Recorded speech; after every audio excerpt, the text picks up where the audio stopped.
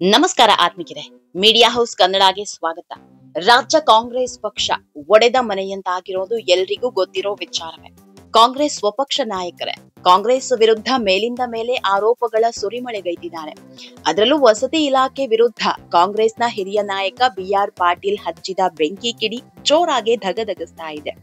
ಹೀಗಾಗಿ ಈ ಬಿಸಿಗೆ ಒಂದು ಮದ್ದು ಅರಿಬೇಕು ಅನ್ನೋ ಕಾರಣಕ್ಕೇನೆ ಸಿಎಂ ಸಿದ್ದರಾಮಯ್ಯ ದೆಹಲಿಗೆ ಪ್ರಯಾಣ ಬೆಳೆಸಿದ್ರು. ಈ ವೇಳೆ ರಾಜ್ಯ ಕಾಂಗ್ರೆಸ್ನಲ್ಲಿ ಆಗ್ತಾ ಇರೋ ಒಂದಿಷ್ಟು ವಿದ್ಯಮಾನಗಳ ಬಗ್ಗೆ ವರದಿ ಕೊಟ್ಟು ಬಂದಿದ್ದಾರೆ. ಅಷ್ಟೇ ಅಲ್ಲ, ಯಾವೆಲ್ಲ ನಾಯಕರು ಕಾಂಗ್ರೆಸ್ ವಿರುದ್ಧವೇ ಸಿಡಿದೆದ್ದಿದ್ದಾರೆ, ಅವರಿಗೆ ಯಾವ ರೀತಿ ಮುಲಾಮು ಹಾಕಬಹುದು ಅನ್ನೋದನ್ನ ತಿಳಿಸ್ಕೊಟ್ಟಿದ್ದಾರೆ. ಆದ್ರೆ ಸಿಎಂ ಸಿದ್ದರಾಮಯ್ಯ ಸರ್ಕಾರದ ವಿರುದ್ಧವೇ ದೆಹಲಿ ನಾಯಕರು ಫುಲ್ ಗರಂ ಆಗಿದ್ದಾರಂತೆ. ದೂರ್ ತಗೊಂಡು ಹೋಗಿದ್ದ ಸಿದ್ದು ವಿರುದ್ಧ ಕೇಂದ್ರ ನಾಯಕರು ಅಸಮಾಧಾನ ಹೊರಹಾಕಿದ್ದಾರಂತೆ.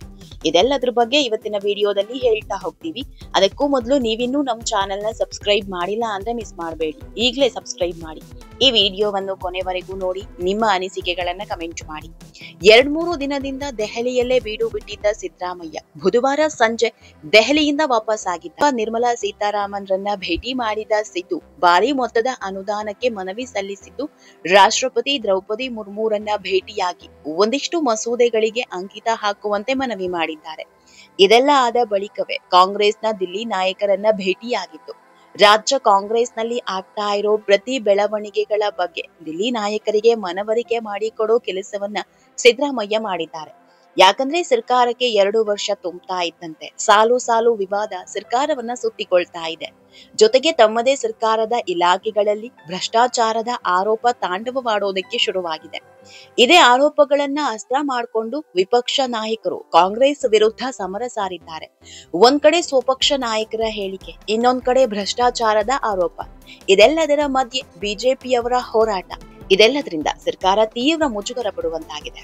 ಆತ್ಮೀಯರೇ, ಈ ಎಲ್ಲ ಕಾರಣಕ್ಕಾಗಿ ದಿಲ್ಲಿಯಲ್ಲಿ ಹೈಕಮಾಂಡ್ ನಾಯಕರಾದ ಮಲ್ಲಿಕಾರ್ಜುನ ಖರ್ಗೆ, ಸುರ್ಜೇವಾಲಾ, KC ವೇಣುಗೋಪಾಲ್ ಜೊತೆ ಮಹತ್ವದ ಚರ್ಚೆ ನಡೆಸಿದ್ದಾರೆ. ಸರ್ಕಾರದ ಪ್ರಗತಿ, ಆಡಳಿತ ವ್ಯವಸ್ಥೆ ಹೇಗ್ ಹೋಗ್ತಾ ಇದೆ, ಭವಿಷ್ಯದ ಯೋಜನೆಗಳನ್ನ ಹೇಗ್ ರೂಪಿಸಬೇಕು, ಸರ್ಕಾರ ಯಾವೆಲ್ಲ ಕಾರ್ಯತಂತ್ರ ರೂಪಿಸ್ತಿದೆ, ಇದೆಲ್ಲದರ ಬಗ್ಗೆ ಕೇಂದ್ರ ನಾಯಕರ ಮುಂದಿಟ್ಟಿರುವ ಸಿದ್ದರಾಮಯ್ಯ ತಮ್ಮ ಸರ್ಕಾರದ ವಿರುದ್ಧ ತಮ್ಮದೇ ಪಕ್ಷದ ಶಾಸಕರು ಪದೇ ಪದೇ ಅಸಮಾಧಾನ ವ್ಯಕ್ತಪಡಿಸ್ತಿರೋ ಬಗ್ಗೆಯೂ ಚರ್ಚಿಸಿದ್ದಾರಂತೆ.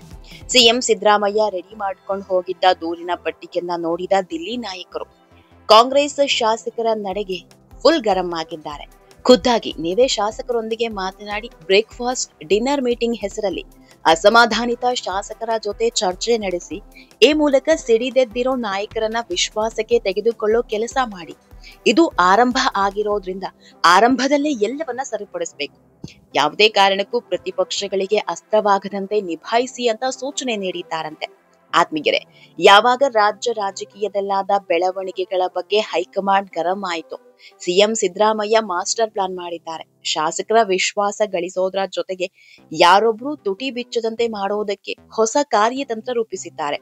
ಅದರಲ್ಲಿ ಮೊದಲನೆಯದ್ದು ಶಾಸಕರ ಕ್ಷೇತ್ರಗಳಿಗೆ ತಲಾ 50 ಕೋಟಿ ಅನುದಾನ ಬಿಡುಗಡೆ ಮಾಡೋದು.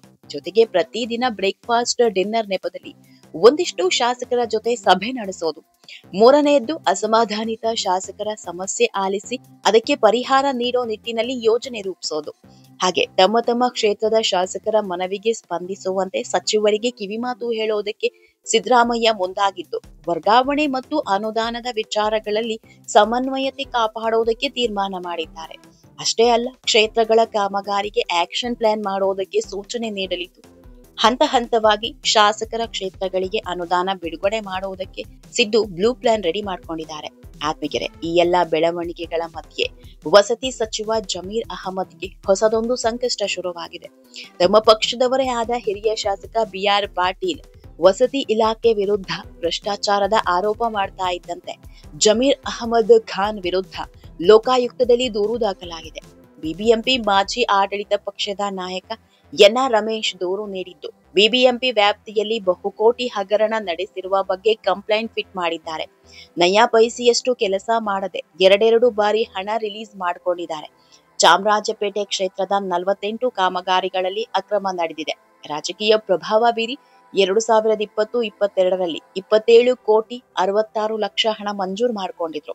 ಬಳಿಕ ಅದೇ ಕಾಮಗಾರಿಗಳಿಗೆ 2024-25ರಲ್ಲೂ 27 ಕೋಟಿ 66 ಲಕ್ಷ ಹಣ ಮಂಜೂರು ಮಾಡಿಕೊಂಡಿದ್ದಾರೆ. ಇದರ ಜೊತೆಗೆ ವಂಚಕ 19 ಗುತ್ತಿಗೆದಾರರಿಗೆ 55 ಕೋಟಿ 32 ಲಕ್ಷ ಬಿಡುಗಡೆ ಮಾಡಿದ್ದಾರೆ ಅಂತ ಗಂಭೀರ ಆರೋಪ ಮಾಡಲಾಗಿದೆ.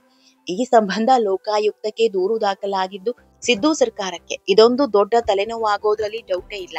ಆತ್ಮಿಕರೇ, ಈ ವಿಡಿಯೋ ನಿಮಗೆ ಇಷ್ಟವಾದಲ್ಲಿ ಲೈಕ್ ಮಾಡಿ, ಶೇರ್ ಮಾಡಿ, ಕಮೆಂಟ್ ಮಾಡಿ. ಇನ್ನೂ ನಮ್ಮ ಚಾನೆಲ್ನ ಸಬ್ಸ್ಕ್ರೈಬ್ ಮಾಡಿಲ್ಲ ಅಂದ್ರೆ ಮಿಸ್ ಮಾಡಬೇಡಿ, ಈಗಲೇ ಸಬ್ಸ್ಕ್ರೈಬ್ ಮಾಡಿ.